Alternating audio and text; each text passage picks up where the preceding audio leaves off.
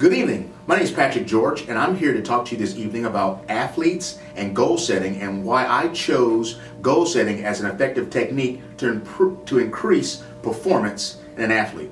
First of all, athletes and goal setting they go really well together. Weinberg states that there are certain consistencies in the goal setting literature in sports and exercise settings that go together, and there are about 10 of them. So I'm going to go over those real quick. The first one is almost all athletes use some type of goal setting to enhance their performance, and you can find these goals to be moderately to highly effective. The second of these things is athletes using multiple goal strategies to exhibit their best performances. The third is athletes and coaches. They're not always systematic in writing down their goals, and that's something that we're going to practice when my client comes in. The fourth is the primary reason for setting goals is to provide a direction and focus. Now, it's easy to say, oh, I want to do this and do that, but when we do the goal setting technique, that allows the athlete to actually map it out. The fifth thing is there are major barriers to achieving goals, and they include the lack of time, the stress, fatigue, academic pressures, and social relationships. So all those things are compounded. That can be possible barriers as to why an athlete may or may not be able to achieve their goals. The sixth is goals should be moderately difficult, challenging, and realistic. If the goals aren't too difficult, the athlete tends not to put all their effort into it because there's no challenge involved. And usually when you're dealing with an athlete, the best thing to do is to challenge them some. So be mindful when you're setting goals as an athlete is to set it up a notch or two. Make you stretch a little bit, and it'll be much more rewarding, and you'll be much more likely to achieve it. The seventh thing is athletes should focus on the process of their achievement as opposed to the product related goals. So concentrate, like if you're a runner, concentrate on what's it taking to run an extra mile when you add to it, or taking what it takes to run a faster mile, the process, the stretching, the exercises. Concentrate on those things more so than saying, I won the race. The eighth thing is athletes should use both short-term and long-term goals to help set up this process, and we'll talk about that a little further along. 9, goal commitment and acceptance are important and keeping the motivation high over time. So making sure they're motivated, making sure the goal is a challenge, and also when you have your checks and balances and you get to see your progress, it keeps you motivated, especially when you're getting close to it. And the 10th one is an action plan. Helps facilitate the effective implementation of goal setting strategies. So you still know what you want to do, and you're line out in a timeline or a way you can log it in, and we'll see this perhaps today when my client comes in. So I just wanted to mention those things before we started with our goal setting process. Are you Mr. Patrick George? Yes, I am. Hey, I'm Matthew Trask. Hi Matthew, how may I help you? Yes, one of my training buddies, he recommended I should come speak to you because I'm trying to run a 5K in a certain amount of time. And he said, since it's goal oriented, I should come speak to you. Absolutely. Well, why don't you have a seat, see what we can do. Right, thank you. Thank you. So, Mr. Matthew, what are we actually trying to do here with our 5K? My goal is to run in 18 minutes. It's in 8 weeks, and right now I'm at 24 minutes. Okay, so 24 minutes is your best practice time? Right now that's where I'm at, yes sir. Okay, and you're running 3 miles, that's about 8-minute mile. Are we going to adjust anything else if we're looking at adjusting anything else? So I need to get it down to 6 minutes a mile, so that's why I came to you. Okay, so you want to get to a 6-minute mile so we can get it to 18 minutes or better in 8 weeks. All right, I think I've got the plan for you. In this process, in working with goal setting with our new client, I'm going to break this down into an 8-week process. 7 weeks of reviewing goals and talking about goals and setting up the situation. And on the 8th week will be the week of the race where we should see the results of our 7 weeks prior. So the first step we're going to do in week 1, and week 1 is the longest week, and this is where we put a lot of our groundwork is done in week 1. Because the first thing I would go to the client and ask the athlete, do you believe you can learn the techniques and strategies necessary to run a race 3.1 miles? So I would say, so Mr. Matthew, do you believe that you can learn the strategies and techniques needed to run 3.1 miles? Yes, sir. I'm willing to do anything I need to do, and I know I can do it. Okay. Now, understanding that in order to learn these things, he has to have strength, mobility, endurance, and the basic running techniques. Now, one thing I would like to know when dealing with an athlete is, do they have any prior successes, which will help us along the process if we have any failures along the way. So I would ask, have you ever run a race like this before? I did back in high school, but I mean, it was a few years ago. Okay. It's been a while. Have you played any other sports? Just baseball, and that was in high school as well. Okay. How long did you play baseball? Pretty much my whole life, and then of course through high school, senior year, and then I graduated in 2015. So here we are, three and a half years later. Okay. So there's some of the things you need to be a good distance runner. You need strength, so you understand strength conditioning. So that's a plus. Mm-hmm. Endurance is what we're going to work on a little bit, and that's where we're going to learn how to run further and longer. Mobility, I think you still have some of your mobility left from playing baseball. And basic running techniques, and those things can be learned and just watching some videos on how people are running and increasing their times. But first thing, knowing how to put one foot in front of the other is one of the most important steps. All right, okay? I can do that. I can do that. The next step in working with an athlete is to get the athlete to believe they can master these skills. It's not just knowing them, but mastering them along the way, and to achieve their outcome goals. Now, what is the outcome that you want? Finish the race in 18 minutes. That's my goal. Okay, so you want to finish? He wants to finish the race in 18 minutes. Would under 18 minutes be even better? It would be better. So we have 7 weeks to decrease his time from 24 minutes to 18 minutes. All right, now we also have to encourage the athlete to adopt a task orientation, basically understanding what he has to do prior to going to this race on the 8th week. So knowing your past successes, which is baseball, and how well did we do in our very first 5K? I don't even remember. It was not even 24 minutes. It was probably more in the upper 20s. Okay. Yeah. How'd you feel afterwards? I think I threw up. Okay, all right. Well, we're going to try not to throw up along the way. All right. So now we're at week 2, and at week 2 is also phase 2 of the goal setting process. And this is where we will. It's called goal execution. So we'll ask a few things of the athlete. After a week of practices, we'll ask him after he's recorded his results. What has he been able to achieve? Can he identify any of his performance keys? And can he observe, or what has he observed in his program and his progress? So I would say, so how did we do after our first week of practice? I did good. I did actually achieve my goal of knocking off 1 minute on my run. So I went from 24 minutes on a 3-mile run to a 23-minute mile run. What did you do in this first week of practice? Yeah, I ran 3 times this past week, so I think just consistency and up to my water intake as well. So I think that part of it, I did notice that like toward the end of my runs, like I don't know if it's just because 3 times a week it's deteriorating my body a little bit or it's just new to me, but I need to find a little more ways to get probably more energy throughout my run. But that might just come with time. Okay. So as we see, he's noticed water intake has made a difference. So he would note these in his log. More water intake increased his time or made his time better, closer to his goal. So that's phase 2 at the end of week 2.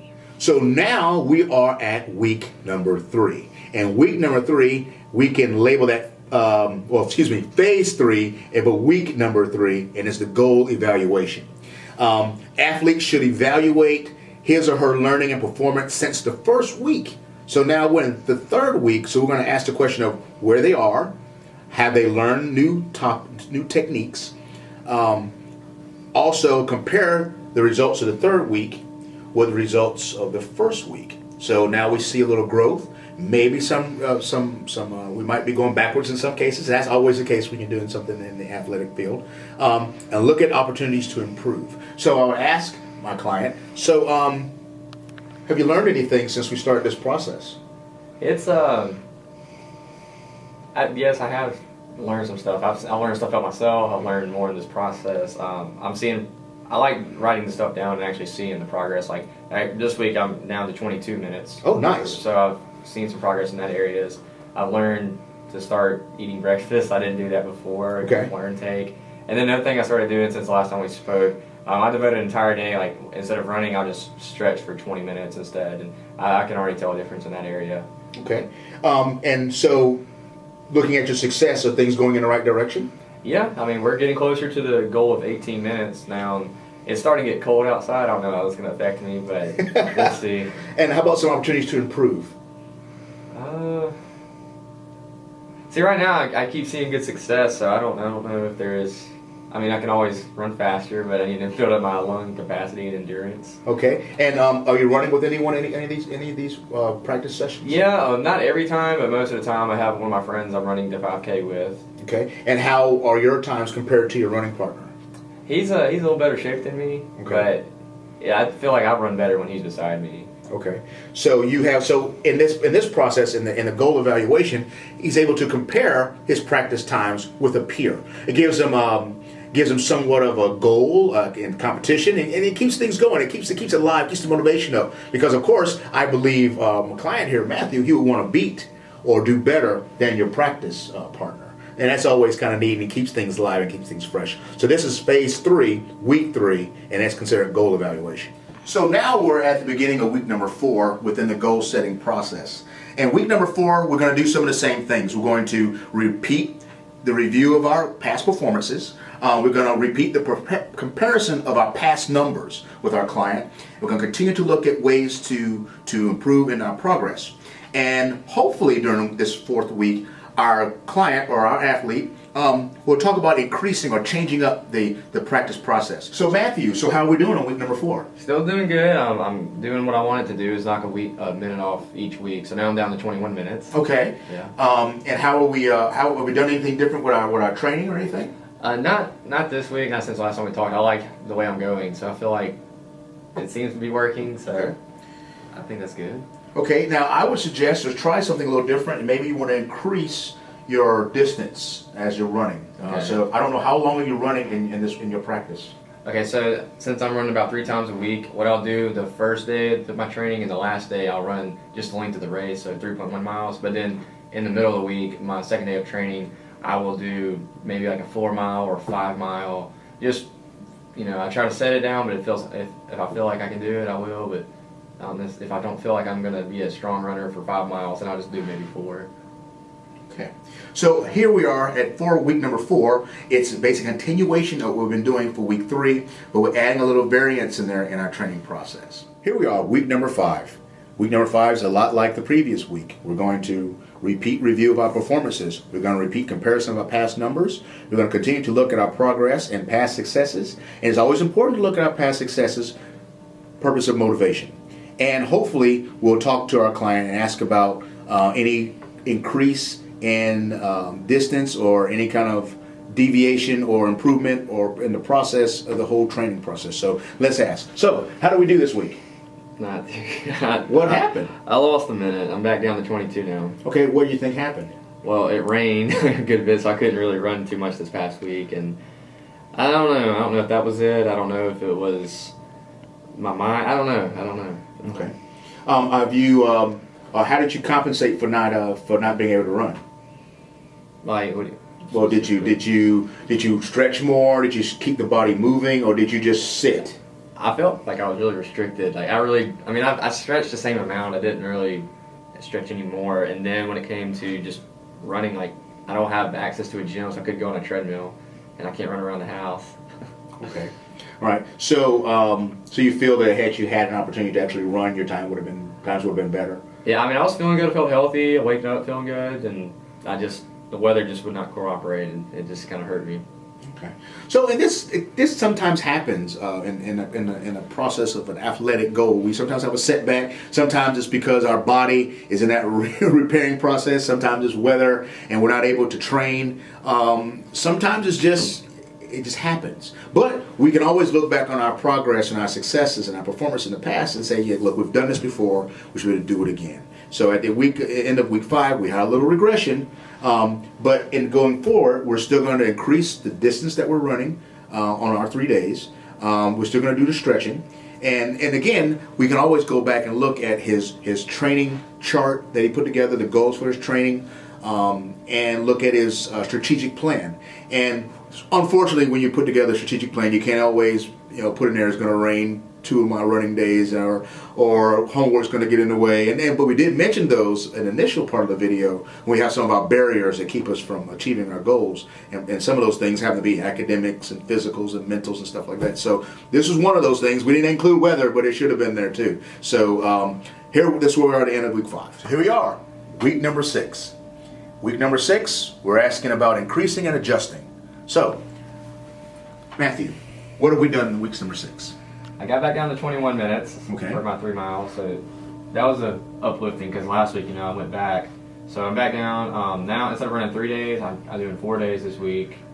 So I figured upping that's going to maybe make it more consistent, make me feel like my body's going to get used to that, which is what I want. And then my distances, instead of doing like the race amount, one big one, now I'm doing 4. Instead of doing like maybe 3.1 miles, try to do 3.5 or 4 on those days that I was just doing just 3.1 miles. And then I kind of alternate sometimes. I felt like I want to, instead of doing like 5 miles or 6 miles, try to do maybe like a really long run one day, and then like maybe the second day just kind of do like a short mile run, just keep my body in motion. Okay, and since you've had this change, did you adjust your strategic plan when you made these changes? A little bit, I think. I still want to finish the race, still have my goals and set. Strategically, I guess the way I'm attacking this, is that what you're asking? Yes. Yeah, so I'm looking at it differently and trying to think, it's getting closer. We're at week 6 and we got, what, 2 weeks to go? You have another full week of practice. Okay, so, yeah. And what was our goal again? To run it in 18 minutes. And we're at how many minutes now? 21. Whew, okay, so we've got some work to do. We're halfway there. Okay, all right, so 21 minutes and try to get down to 18. So we've got to really put some work in this last week to really cut some things down. So we'll see you on week number 6. So here we are, week number 7. Looking over our activity, and maybe, hopefully, our client will talk a little bit about some mental exercises, because everything is getting close to that race day. We only have another full week of practice and exercising before we have to get out there and make it happen. So, Matthew, have you been able to evaluate your progress? Yeah, this week I'm back down to 19.5, so that was a minute and a half taken off. Good, Felt good. about that. Successes along the way. You had a few successes along the way? Yeah, just seeing progress alone. Like, even if I don't reach my goal, I'm already happy with it, like where I'm at. Okay. And so, how are you preparing for the race day? Well, I quit listening to music, so like when we first started, I put music in my head and try to get my mind somewhat straight. But now, because they ask you not to have headphones in, so now I need to start preparing to run without headphones. So I feel like that's one thing I've kind of focused on for the mental aspect of it. Okay.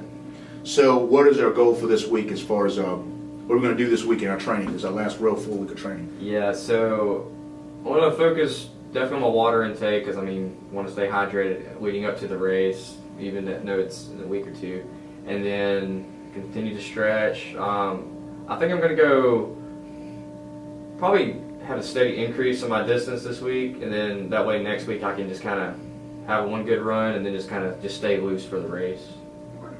So in week number 7, we part of our mental processes, evaluate our progress, look at our successes, and prepare for that race day. So we'll be here one more week, and this will be the week of the race. See what happens. So here we are, week 8. Where do we come from? We came from our client running 3 miles in 24 minutes, and the goal was to get it down to 18 with 3 6-minute miles.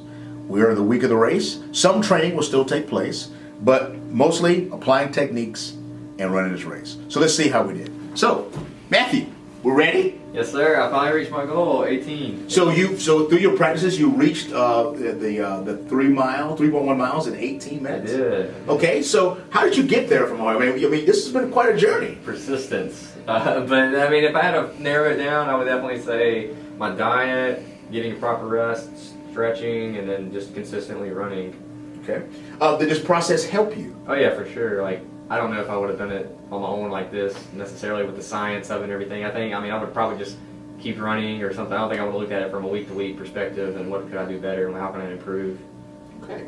So good luck. in the 5K. Hopefully we'll do better than 18. But that's really cool. I appreciate that, and I'm glad you came to me for some help. So as you see here with the goal setting process, being successful, assisting a client in achieving his peak performance, let's say, because from 24 minutes to 18 minutes, outstanding. I wish Matthew the best, and I wish you the best too. Thanks so much.